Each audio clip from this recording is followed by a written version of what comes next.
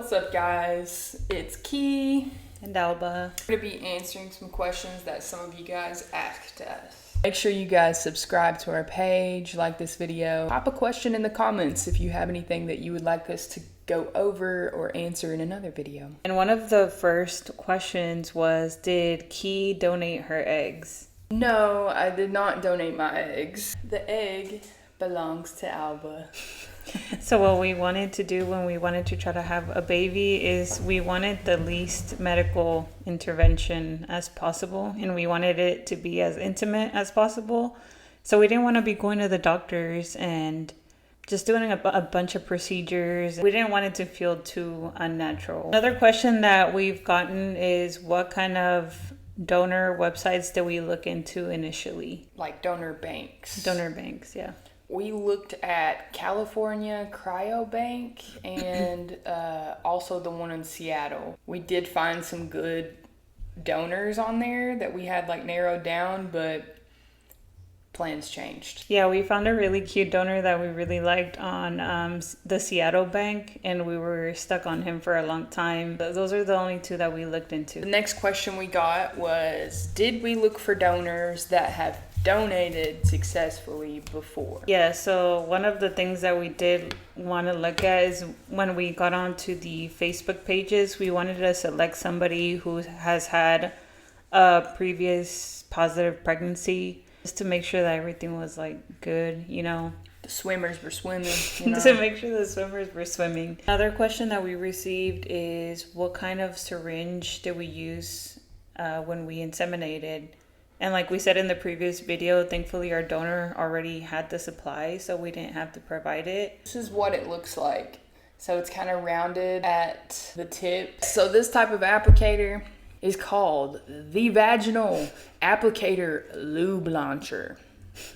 It worked, okay? I think if you guys are trying to do an at-home insemination, anything like that you can find on Amazon will work. One of the next questions we got was, what Facebook groups did we find our donor on? So whenever I joined a bunch of Facebook groups, it wasn't just one, it was a bunch of them. If you're trying to join some of the groups in your area to see if you can find a donor, I would suggest for you to just go to Facebook, search, and just put sperm donation, or put your state. Like I put Kentucky, which is where we're staying at, Kentucky sperm donation.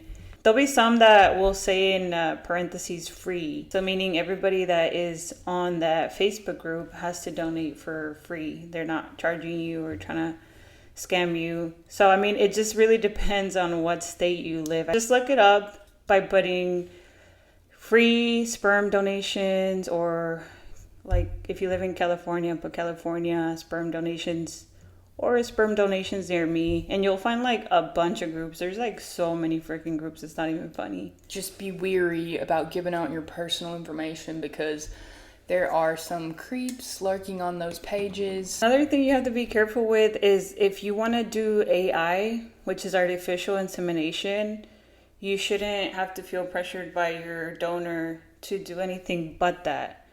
If they're kind of pushing for NI, which is natural insemination, which means sexual intercourse. There were people on the groups. Then they're just being weird.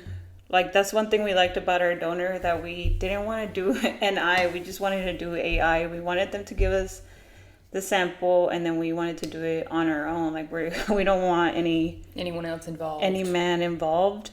So if anybody is just slightly pushing that, then that should be an immediate red flag, and you should just stop talking to them altogether. Or if they're from a group that says it's free and they're trying to charge you, that's also a red flag, and I would probably just not even entertain that.